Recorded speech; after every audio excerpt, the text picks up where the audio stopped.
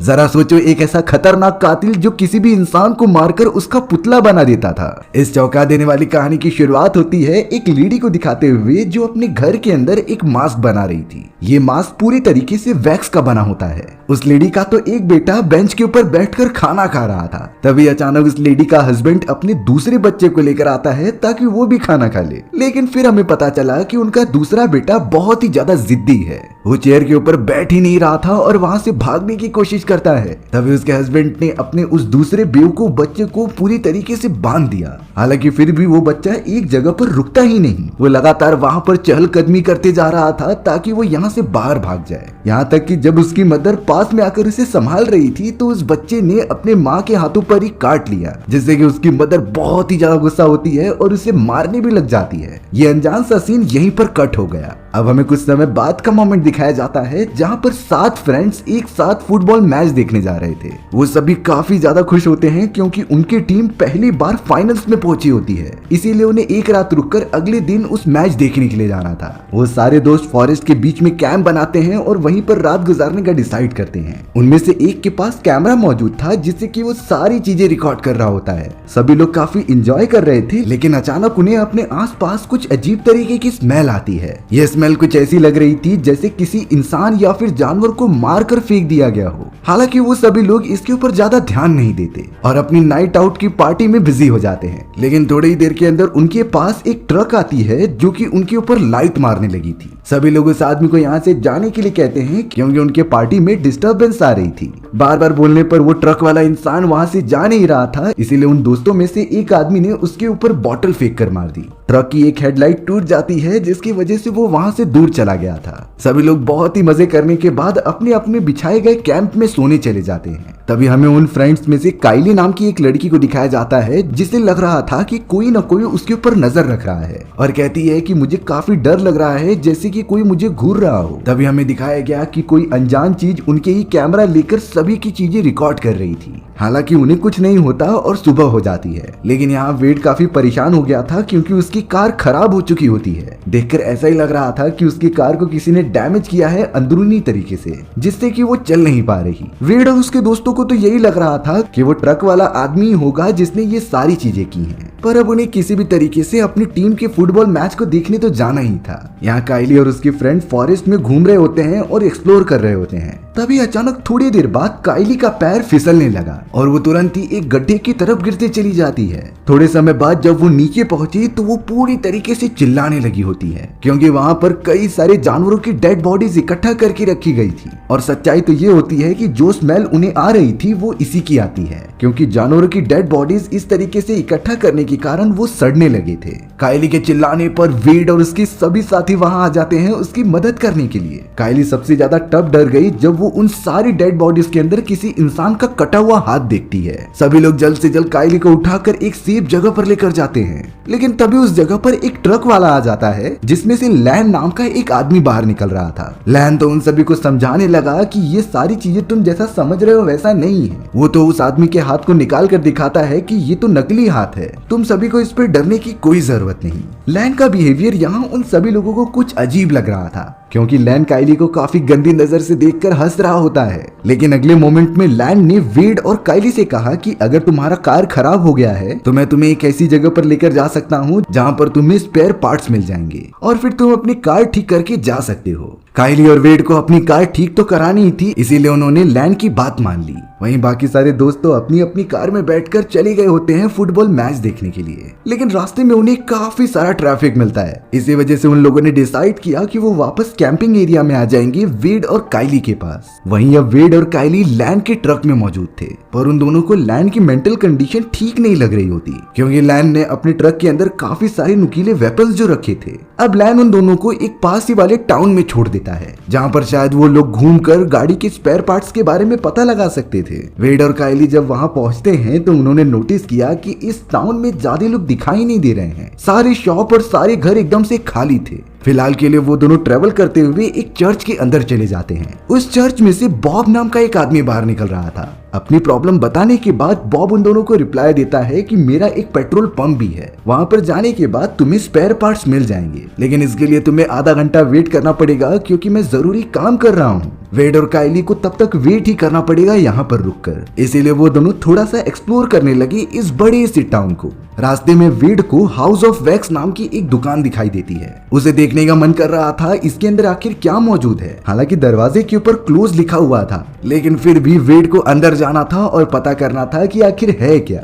वेड और काइली तो सोल्यूशन ढूंढने लगी कि आखिर अंदर कैसे घुसा जाए। वेड और काइली तो घर के अंदर जाकर चारों तरफ एक्सप्लोर करने लगे थे। चौंकाने वाली बात यह होती है कि उन्हें वहाँ पर कई सारे पुतले दिखाई देते हैं जिन्हें की वैक्स की मदद से बनाया गया था, और वो इतने रियल दिख रहे होते हैं कि उन्हें अपनी आंखों पर विश्वास ही नहीं होता। पूरा घर एकदम से उन पुतलों से भरा हुआ था। वेड को ये सारी चीजें काफी एक्साइटिंग लगती हैं, इसीलिए वो अलग अलग स्टैचूज को देखने लगा। वेड को दूसरे रूम के अंदर एक कुत्ता दिखाई देता है जिसका भी स्टैचू वहाँ मौजूद था, लेकिन वेड जैसे ही उस कुत्ते के पास गया तब पता चलता है कि ये कोई स्टैचू नहीं बल्कि रियल वाला कुत्ता है। लेकिन ये चीजें वेड को थोड़ी सी अजीब लग रही थी। वहीं काइली भी जब घर को एक्सप्लोर करते हुए एक मिरर के पास जाती है, तभी उसे दिखाई दिया कि कोई अनजान सा आदमी जिसने अपने मुंह के ऊपर मास्क लगाया था वो उसके ऊपर निगरानी रख रहा है और वहां से देखकर भाग रहा है। जब ये सारी बातें काइली ने वेड को बताई तो दोनों ही घर से बाहर निकल गए और अब वो दोनों ट्रेवल करते हुए उस गैराज के पास चले जाते हैं जहां पर वेड अपनी कार के लिए कुछ स्पेयर पार्ट्स लेगा। हालांकि वेड को अपनी कार के लिए जो इम्पोर्टेंट चीजें चाहिए थी वो इस जगह पर मिलती ही नहीं। तभी उनके साथ बॉब आ जाता है जो उन्हें बताने लगा कि मेरे घर पर शायद उसके सारे सॉल्यूशन मिल सकते थे, क्योंकि मेरे पास भी एक ट्रक मौजूद है और उसमें से तुम जो चाहे इक्विपमेंट्स ले सकते हो। वेड और काइली को ये प्लान अच्छा लगता है, इसीलिए वो बॉब के साथ उसके घर तक जाने लगे। बॉब यहाँ रास्ते में उन दोनों को इस पूरे टाउन की एक बहुत ही फेमस जगह के बारे में बता रहा था। उसका नाम ट्रूडी हाउस ऑफ वैक्स होता है। दरअसल काफी समय पहले ये पूरे टाउन में एक हस्बैंड और एक वाइफ ही रहा करते थे। उस वाइफ का नाम ही ट्रूडी होता है जिसके नाम पर ये हाउस ऑफ वैक्स बनाया गया है। उन हस्बैंड और वाइफ के 2 बच्चे होते हैं जिनमें से एक बहुत ही ज्यादा शरारती और बहुत ही ज्यादा जिद्दी था। काइली ने कह दिया था कि मैं बाहर रुककर तुम्हारा वेट करूंगी, और वेड यहाँ बॉब के साथ घर के अंदर चले गया ताकि वो सामान भी ले ले और वॉशरूम भी यूज कर ले। काइली तो घर के सामने रखे हुए ट्रक के अंदर बैठकर वेट करने लगी और अपने दोस्तों से भी कांटेक्ट करने की कोशिश कर रही थी, क्योंकि उनके दोस्त तो वापस आ चुके थे अपने कैंपिंग साइट के ऊपर। लेकिन यहाँ थोड़ी ही देर के अंदर अंदर काइली इस बात को फिगर आउट कर लेती है कि वो जिस ट्रक के अंदर बैठी है वो तो वही ट्रक था जो कुछ समय पहले उनकी कैंपिंग साइट के ऊपर आकर बार बार हॉर्न बजाता है। दरअसल काइली ने इसका पता ट्रक की टूटी हुई एक हेडलाइट से लगाया था। काइली को समझ में आ जाता है कि जरूर ये जगह बहुत ही ज्यादा खराब है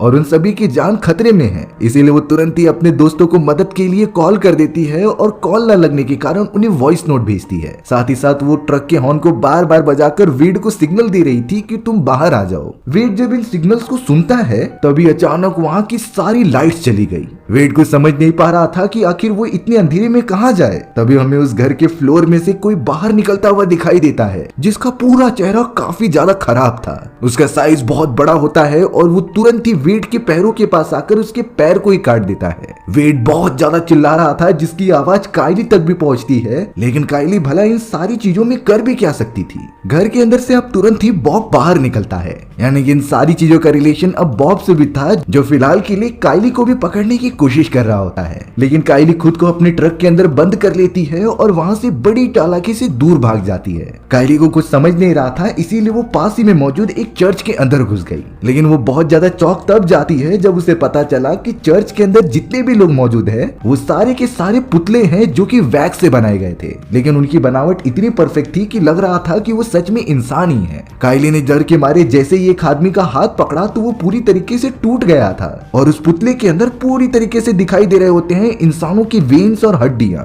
जिससे कि ये एक डार्क रियलिटी रिवील होती है कि जितने भी पुतले यहाँ पर मौजूद हैं वो रियलिटी में एक इंसान थे जिन्हें की जानबूझकर पुतला बनाया गया है। और इन सारी चीजों में जरूर वो बॉब ही होगा जिसने कि इन सभी को वैक्स में कन्वर्ट किया होगा। काइली तो उस चर्च से भाग पाती इससे पहले बॉब वहां आ जाता है और उसे पकड़ लेता है। बॉब उसे फिर से अपने घर के अंदर लेकर आ गया और उसे एक बेसमेंट में लेके जाकर पूरी तरीके से बंद कर दिया। काइली काफी ज्यादा चिल्ला रही थी, इसीलिए बॉब ने एक ग्लू लेकर उसके मुंह पर लगा दिया होता है जिससे कि काइली बिल्कुल भी चिल्ला ना पाए। वहीं अब हमें उस खतरनाक मास्क वाले आदमी को दिखाया जाता है जिसका नाम विंसेंट था और उसने ही वेड के ऊपर हमला करके उसे घायल कर दिया होता है। यानी कि इन सारी चीजों में बॉब और विंसेंट साथ में हैं। विंसेंट ने तो वेड को एक जगह पर बंद करके रखा था और उसके बॉडी पर जितने भी घाव लगे हुए थे वो उन्हें बुरी तरीके से स्टिच कर रहा था। साथ ही साथ अब विंसेंट वेड को काफी ज्यादा टॉर्चर करता है और उसे एक चेयर पर बिठाकर उसकी पूरी बॉडी पर धीरे धीरे गरम गरम वैक्स डालने लगता है। यानी कि विंसेंट रियलिटी में जिंदा वेड को एक वैक्स के पुतले में कन्वर्ट कर रहा था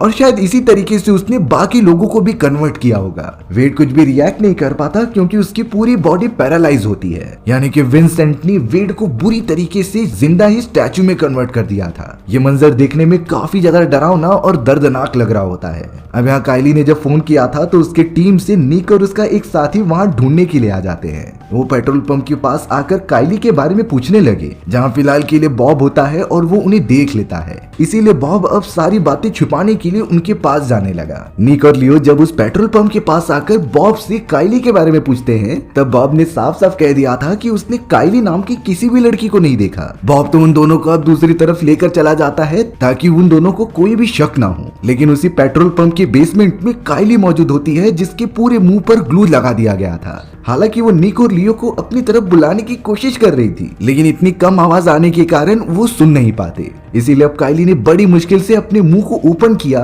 और जोर से चिल्लाने लगी मदद के लिए। निक तो तुरंत ही काइली की पुकार को सुन लेता है और वहां पर जाने लगता है, लेकिन तभी बॉब ने उसके ऊपर हमला कर दिया और उसे मारने की कोशिश की। अच्छी बात तो ये होती है कि निक उसके वार से बचता हुआ सीधा पेट्रोल पंप के अंदर आ चुका था। उसने चारों तरफ से खुद को बंद कर लिया होता है जिससे कि बॉब अंदर न घुस सके और उन्हें नुकसान न पहुंचाए। निक सबसे पहले बेसमेंट की तरफ जाता है और फंसी हुई काइली को वहां से बाहर निकालता है, लेकिन अब उन्हें कहीं भी बॉब दिखाई नहीं दे रहा था क्योंकि अभी के लिए वो बहुत ही खतरनाक है और वो उनकी जान भी ले सकता है। हमें यहाँ पर एक और बात पता चली कि जो बूढ़ी औरत लगातार सभी को खिड़की में से दिखती थी, दरअसल वो भी एक वैक्स से बनाई गई लेडी होती है। वहीं लियो नाम का दूसरा साथी उसी वैक्स ऑफ हाउस में चला गया था क्योंकि उसे वेड को ढूंढना था। हमें अब वेड का पुतला पियानो के सामने बैठा हुआ दिखाई देता है जिसे कि लियो जाकर बुला रहा था, लेकिन लियो को क्या पता था कि वेड पूरी तरीके से मोम का पुतला बन चुका है। हालांकि वेड उस वक्त भी जिंदा था, उसकी आंखें हिल रही थी और वो लियो को यहाँ से जाने के लिए कहता है। लियो ने जैसे ही वेड का चेहरा पकड़ा तो उसके चमड़े पूरी तरीके से बाहर आने लगे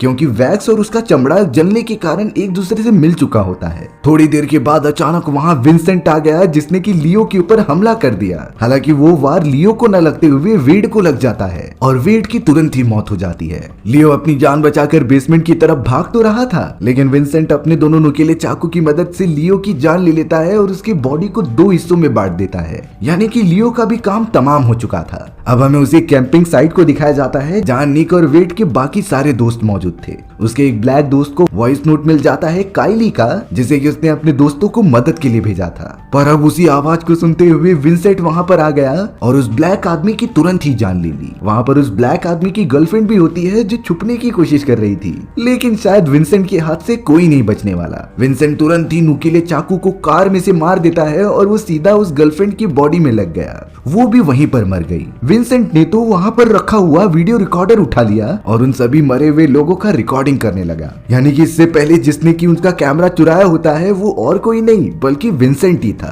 अब हमें यहाँ निक और काइली दिखाए जाते हैं जो कि अपनी प्रोटेक्शन के लिए एक वेपन शॉप में चले गए थे। वो दोनों सबसे पहले अलग अलग वेपन्स उठाते हैं जिससे कि सामने खतरा होने पर वो अपनी प्रोटेक्शन के लिए उन पर हमला कर सके। पर थोड़ी देर के अंदर ही बॉब ने उन दोनों को देख लिया था, इसीलिए निक और काइली अपनी जान बचाकर सीधा एक मूवी थिएटर के अंदर आ गए। उस मूवी थिएटर के अंदर कई सारे मोम के पुतले बैठे हुए होते हैं, इसीलिए वो दोनों भी उनके बीच जाकर स्टैचू बनने की एक्टिंग करने लगे। बॉब भी उस जगह पर शॉटगन लेकर आ जाता है जो उन सभी को ढूंढने लगा। हालांकि उसने अब निक को देख लिया होता है, इसीलिए वो लगातार फायर कर रहा था। पर निक के पास एक बो एंड एरो थी जिसकी मदद से वो बॉब के हाथ पर हमला कर देता है और वो वहीं गिर जाता है। इसी मौके का फायदा उठाकर निक और काइली उस जगह से कहीं दूर भाग गए। वो दोनों सीधा अपने बाकी दोस्तों को बचाने के लिए हाउस ऑफ वैक्स में आ गए थे। यहाँ बॉब जो काफी घायल हो चुका होता है वो भी अपने भाई विंसेंट के पास आ चुका था, जो कि उनके हाउस ऑफ वैक के एक अलग ही अपार्टमेंट में रहते थे। निक और कायली तो जल्द से जल्द इन सारी चीजों के बारे में जानना चाहते थे, इसीलिए वो पूरी छानबीन करने लगे। ड्रॉअर के अंदर निक और कायली को कुछ फोटोज मिलती हैं। उन फोटोज के अंदर दो बच्चों को दिखाया जा रहा था जिनकी बॉडी एक दूसरे से जुड़ी हुई होती है, और फिर बाद में ये कंफर्म हो जाता है कि ये दोनों बच्चे और कोई नहीं बल्कि बॉब और विंसेंट ही हैं। और जिस डॉक्टर की कहानी बॉब ने उन दोनों को सुनाई थी वो उनका फादर था। उनके जो दो बच्चे होते हैं वो बॉब और विंसेंट ही हैं। बॉब तो घर पर आकर अपने भाई विंसेंट के बॉडी पर वैक्स लगाने लगता है जिससे कि उसका मास्क बना था। यानी कि ये बात पूरी तरीके से कंफर्म हो गई कि बॉब और विंसेंट भाई हैं और वो यहाँ पर आने वाले सभी लोगों को जान से मार देते थे।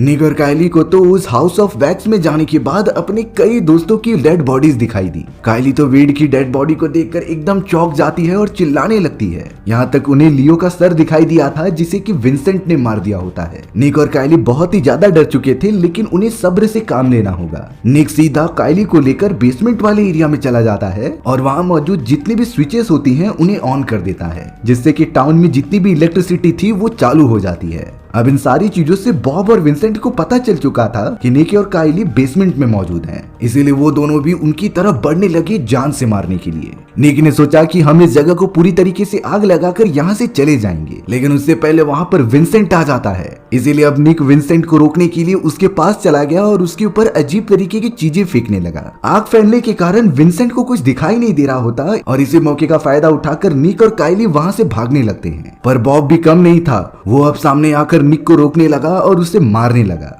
लेकिन निक का साथ कायली भी दे रही थी। कायली तो एक बेसबॉल बैट की मदद से बॉब को काफी ज्यादा इंजर्ड कर देती है, जिससे कि बॉब कुछ भी रिएक्ट नहीं कर पाता। धीरे धीरे निक ने जो आग लगाई थी वो बेसमेंट से पूरे हाउस ऑफ वैक्स में फैलने लगी। जितने भी मोम के पुतले होते हैं वो पूरी तरीके से पिघल कर बिखर रहे होते हैं। अब थोड़ी देर के अंदर वहाँ पर विंसेंट भी आ गया था, जो कि अपने भाई बॉब की ये हालत देखकर काफी गुस्सा हो जाता है और सीधा कायली की तरफ भागता है उसे जान से मारने के लिए। कायली अपनी जान बचाकर एक कमरे के अंदर चली तो गई, पर अब उसे चारों तरफ से विंसेंट ने घेर लिया था। कायली यहाँ विंसेंट को समझाने की कोशिश करती है कि तुम्हारे भाई ने तुम्हारा मिसयूज किया है, इसीलिए तुम्हें सूझबूझकर काम लेना चाहिए कि तुम किसके लिए काम करते हो। लेकिन देखकर लग रहा था कि विंसेंट के ऊपर किसी भी बातों का फर्क नहीं पड़ने वाला, वो पूरी तरीके से साइको होता है। विंसेंट जैसे ही कायली के ऊपर हमला करता तभी निक वहाँ पर आ गया और वो विंसेंट को दूर लेकर जाने लगा उसे मारते हुए। दोनों के बीच एक घमासान लड़ाई होती है और पूरे घर के अंदर आग फैल चुकी थी। लड़ाई के दौरान विंसेंट का वो मास्क भी उतर जाता है और अब हमें पहली बार विंसेंट का वो डरावना चेहरा दिखाई दिया, जिसे देखने पर कायली के तो होश उड़ गए थे।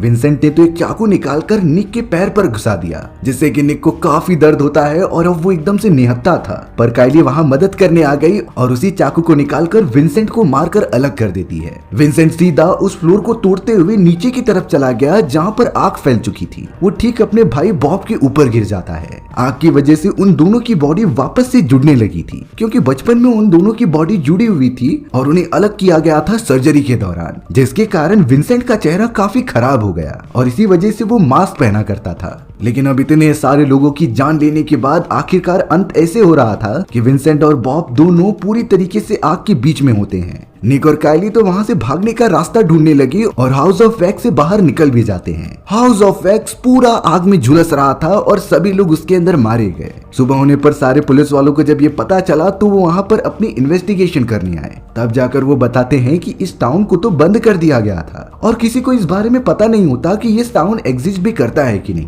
वहीं पर ये दोनों भाई चुपके से रहते थे और जो भी यहाँ पर आता था उन्हें जान से मार देते। निक और कायली को तो वहाँ से रेस्क्यू करके लेकर जाया जाता है, लेकिन यहाँ पर पुलिस वालों ने एक और शॉकिंग बात बताई। वो कहते हैं कि उस फैमिली के 2 बेटे नहीं बल्कि 3 थे जो मिलकर काम किया करते हैं। अब वो दोनों भाई मर तो गए, लेकिन तीसरा भाई कौन था? जब निक और कायली वहाँ से जा रहे थे तो लैन उन्हें बाय करता है, यानी कि तीसरा बेटा और कोई नहीं बल्कि वही था। लेकिन वो अपने दोनों भाइयों से अलग और शांत होता है। उसे नॉर्मल लाइफ जीनी थी, ना कि किसी को टॉर्चर करना था। और हमारी ये कहानी यहीं पर खत्म हो जाती है। सो व्यूअर्स, आपको ये स्टोरी कैसी लगी कमेंट सेक्शन में बताना भूलना मत। और अगर आपको मेरा एक्सप्लेनेशन 1% भी अच्छा लगा होगा ना तो वीडियो को लाइक एंड चैनल को सब्सक्राइब जरूर कर देना। मिलते हैं इसी तरीके की मजेदार वीडियोस में, तब तक के लिए बाय बाय।